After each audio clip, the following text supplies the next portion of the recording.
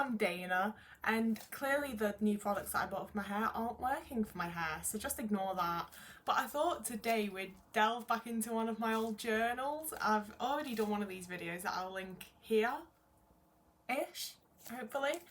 And yeah, it's, again, trigger warning. I was a very depressed teenager. I was not having a good time as a teenager. I was a little autistic, depressed girly. And I didn't know I was autistic. I was constantly wondering what the hell is wrong with me. So they're a bit of a vibe, they're a bit of a trip. They're not the most cheerful of things, but I like to think that I'm quite a cheerful person, so it might be fun to go through it anyway. One person asked for a part 2, so I'm doing it. So this was when I started really decorating my journals. I didn't think I properly showed you the other one. It looked like this. It's got, you really cannot read it, but my friend had really nice handwriting, so I had her write this book is property of the Half-Blood Prince because it was my Harry Potter phase. And then we get to this one where the back cover's fallen off, so we've replaced it with a fucking Coca-Cola label. This front one's just a picture I cut out of a magazine. This sticker was on a, something went in my eye when I flicked through them. This let your fingers do the walking sticker. Oh, something's really in my eye. But yeah, this let your fingers do the walking. This was on one of the record boxes. It was, I think it was that brown one actually. I bought a new record box from a charity shop while I was in high school and this sticker was on it and I was like, that's sick, I'm gonna put that on my journal. Right, so I'm not going to show you this part because it's just unnecessarily triggering, but the first several pages are just some very pretty models that I liked and me writing about basically how much I will improve my life and everything could be alright if I just lose weight and look pretty and look like a model. Everything will be fixed if I do that. And then on February 10th, 2013, I wrote, someone take me away from here, away from this. I want to feel happy and loved, but I don't. I feel cold and alone and like I always will. Like it'll never change. It's like my heart stopped beating but left me alive. So February 2013 was really going well for me. More pictures of very skinny women. I gave up dating things by this point, so we've got a very cheerful entry. I wish someone would take me in and just love me, tell me I'm beautiful and have everything to live for. Someone I could wake up in the night and just talk to until the years slip and I can breathe again. Someone that'll text me in the morning just to say good morning, and someone that'll just accept me, someone that'll read me a good night story or trace my scars and tell me that I'm strong enough and good enough. 2013 was the height of one day a boy's going to kiss my self-harm scars and I'm going to be healed from it all. As an adult with scars still, I'm like, that is fucking vile. No one is going to fix you. And especially the idea of someone doing anything to my scars now, I'm like, why? What are you? No. But at the time I was like, somebody's going to kiss them and I'm going to feel beautiful anyway. Oh, baby. This was the start of me trying to write books again, I think. I had a phase as a very, very young child where I wanted to be an author, and my brother had been a shitbag and made me feel really bad about it. So this was going to be I'll just read you the little synopsis of it. So, they're best friends until tragedy strikes in the form of a hit and run, leaving Carrie alone and George dead until she comes back. Assuming that it's just the average unfinished business, the girls start doing things George always wanted to do. But in the end, George sees what she's left behind. Carrie. She ends up pushing Carrie in front of a car and the two girls then walk away together before vanishing.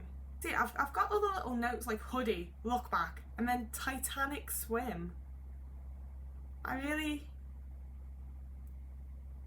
It was definitely probably inspired by Heavenly Creatures because that's what I was into at the time. Oh my god! Oh my god!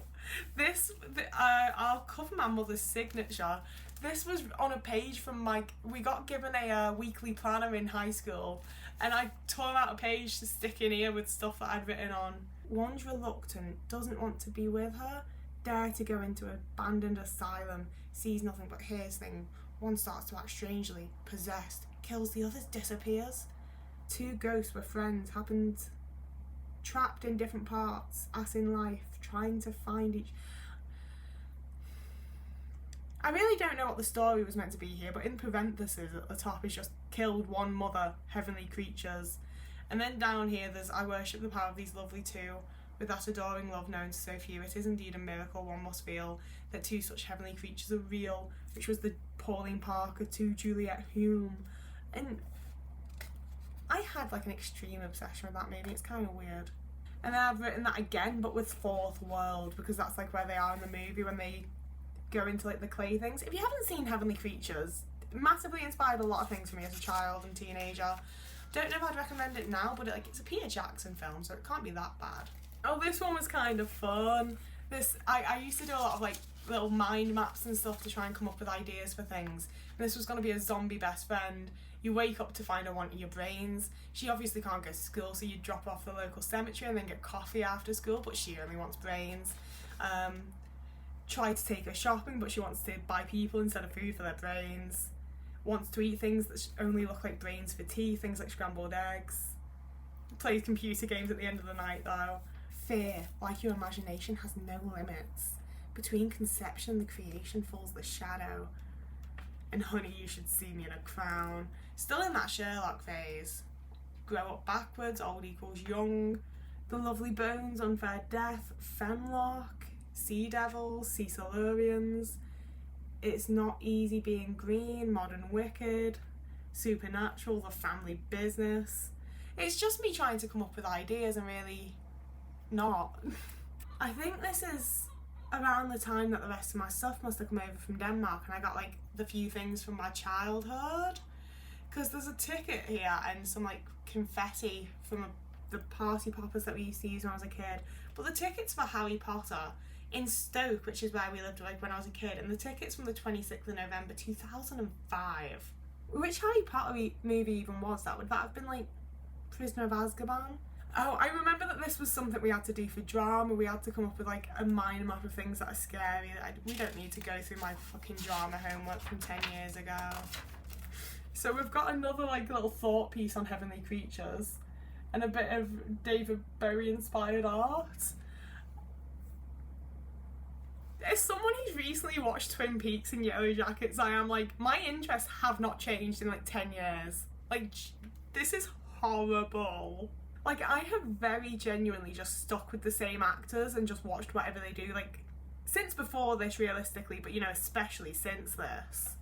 As I say, it was my David Bowie period, so this will sound weird, but it's not as weird as it sounds. However, will I get out of this labyrinth fast and straight, slow and curved? Maybe I'm just looking for Alaska and I can't find it through Fulton or star signs or this huge abundance of Catherines. I was expecting that to be some sort of labyrinth think piece as I went into reading it. I can only assume, now that I've read it, I think that the however will I get out of this labyrinth, I recall that is from like Looking for Alaska or like one of the John Green novels. I was actually about to say John Lennon books. Imagine if John Lennon wrote The Fault in Our Stars. Oh, I thought I'd try to do myself some like sort of secret writing in yellow on the other page, but it's actually just leak over from the ink because it's that old. And then that was the Doctor Who episode that had come out around the time. Like, I'm gonna have to like actually use that kind of shit to put an actual timing on this because I didn't date any of it. And also a lip print that I assume is mine. No one else was doing it for me, I don't think. If I were to go very, very fast, I would get very, very slow. I had a whole thing about the Stephen Hawking movie with Benedict Cumberbatch in, because of course I did, because I was a Sherlock fangirl. Oof, can I show this on YouTube? Again, a totally, completely straight, normal 16-year-old girl. Love is that feeling that weighs down your stomach but makes it weightless and filled with butterflies. It makes you smile when no one is looking and puts that glint in your eyes. Love is forever. I drew this like slightly horrifying face. I didn't like turning the page over to that, honestly. Bit creepy. We've got another poem, guys. Hazy morning fog, lazy tired eyes, dewdropped grass, sleepless hearts burning where the fire only understood by the dreamers and believers. A little bow in the wind. Can you believe just the creativity, the originality, the ingenuity? Like, that's actually less creepy than the other one was, somehow. We've started dating things again, the 27th of June 2013. I could write you 1,000 love songs, but they wouldn't explain how I feel, because I don't know how I feel. It's like I've been living in darkness for my whole life, and you're the spark that lit everything up. No words will ever describe you, because you are not words, you are emotions and senses and everything any girl could ever wish for. I could write 1,000 love songs, I could kiss you 1,000,000,000 times, but it wouldn't matter what I did. It wouldn't tell the world how amazing you are. This is laid out like it should be a poem, and also has like a really half-assed, badly drawn thing of some line art of people kissing. I think it was supposed to be a poem, but it's straight up not. You make me feel beautiful, happy, indestructible, alive, real, like no one ever has before, and your voice makes my heart leap, and your love lets me see beauty I never knew, I never could have imagined. It's like I've lived in darkness, but now you are my sun, stars and moon, and I'm sure this is what people wait millennium for, and I've just found you here. I think this might be after we'd had like a little drunken night on the beach where we'd held hands and like kind of almost kissed, and I was like, no, it's definitely gonna be a thing now. She's feeling something for me too, which, spoiler alert, she wasn't. And then we've drawn this baby. I quite like her. She's quite fun. It's just a 2-page spread of the Christina Perri "I've died every day waiting for you" lyrics, the 1,000 years, you know the one? 2nd of July. I didn't know that dreams and wishes on stars came true, but I do now, because I'm pretty sure that's how I got you. I finally have loved and loved back. I feel warm and happy and alive and all sorts of things I've never felt before, and they're all caused by you. You're perfect and adorable and handsome and just everything a girl could want, everything I could ever want. It's the feeling... These are the feelings that write great poems and the romance novels. These are the feelings that make everything seem possible. I don't know who this is about. I'm fairly sure the thing that I had with my best friend was like after we'd finished high school, on the 2nd of July 2013. I was very much still in high school. I hadn't even moved to Liverpool yet. There was no way that I'd met the guy that I was with. And I didn't have a relationship before him, unless I've really like blocked something out here. I don't know who this is about. It's weird. I suppose that maybe I'm being eaten alive from the inside out. Some people might question why I suppose this, so I will tell you.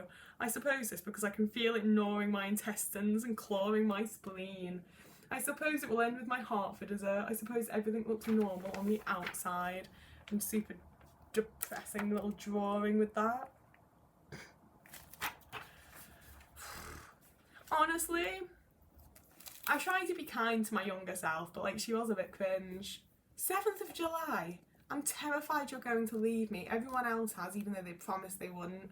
Because I do that to people. I make them leave, I push them away, everything is my fault and I deserve what I get. I hadn't lost a single fuck at this point.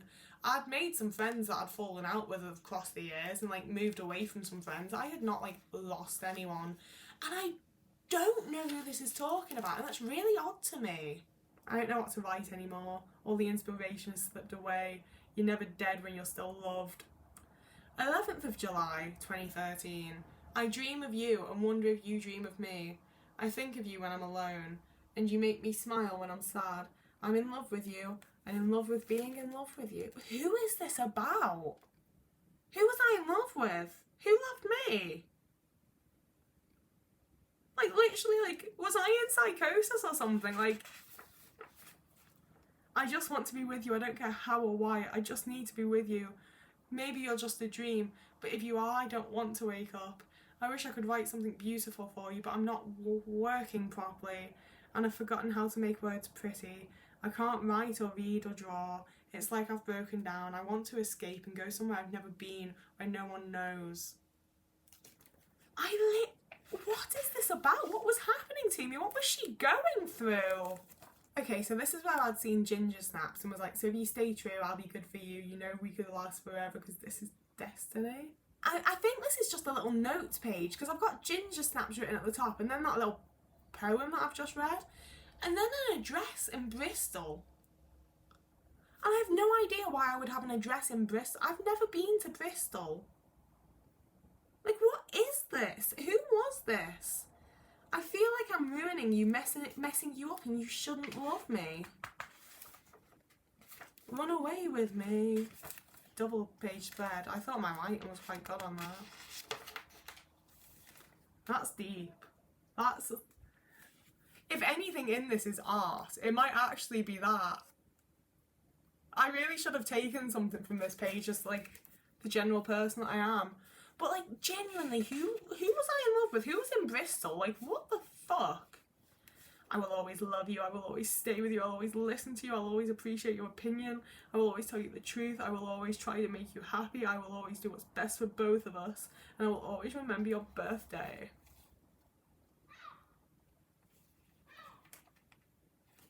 Okay, now I'm just getting artsy, I guess. Again, like, I'm sorry, but like a cis-het girl is not sticking this in a journal. Starbucks cover. I don't know why. It's a random bit of shit I've cut out or something. More shit I've cut out. Got something folded up. That's always exciting. Except for when it isn't, I guess. I remember having like a pocket watch in my room that broke, and that's from that, I think. But I don't remember it putting it in here. Oh, that's disgusting. Oh, I've missed a page.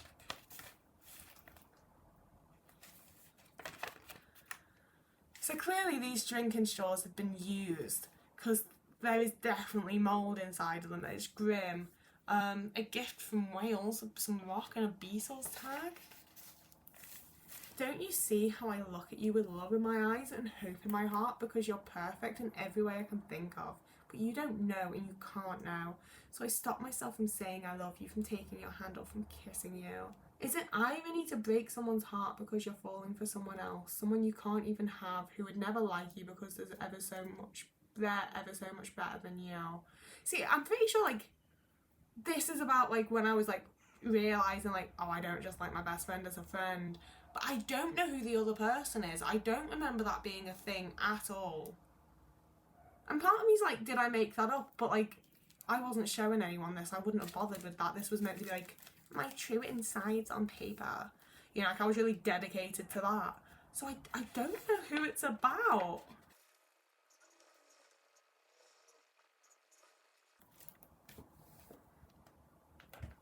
I know exactly what this fucking was now. Oh, that was a bad time. Oh, I did blank that out. That was horrible. I kind of don't want to admit to this. I kind of don't want to tell you what this was about. It's really embarrassing. And you know what? I'm gonna be a real influencer. I'm so sorry. You will have to come back for the next part to find out what that was all about and who was in love with me and what was going on. Because I need time to process that. Like, I really fully blanked out months of my life and several people that were like genuinely very, very important to me. And I would have never remembered that again, I don't think, if it weren't that I wrote shit down and did all of that. Like, it's crazy the things that our brains will just be like, no, you don't need to remember that. And now I do. So, if you want to find out what that's all about, you're gonna have to subscribe and stick around, aren't you? I'm an asshole. I'm sorry we're doing this. So you can follow me here. You can follow me on TikTok, Twitter and Instagram. If you want to donate any money towards me being able to live and make things, and I'm sorry, that's absolutely fucking blown my mind and sent me. You can donate to me on Ko-fi and Patreon, and you become a YouTube member if you want to. You don't have to, there's never any pressure, I get it. So yeah, that's me, I'm going now. Fuck. Whoever you are and wherever you are, I hope you're having a lovely morning, evening, day, afternoon, week, month, year. I'll see you again in a couple of days with a different video.